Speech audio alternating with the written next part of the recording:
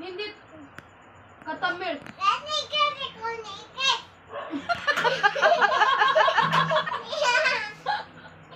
टाळी वाजती हो, मी अशी वाजली तशी मध्येच टाळी मी वाजती. हे बघ आणशी का हिला कळतच नाही ना, काहीच नाही कळत.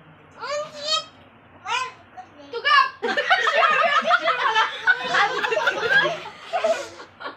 अजिबात कळत नाही, अजिबात. मराठीत बोल.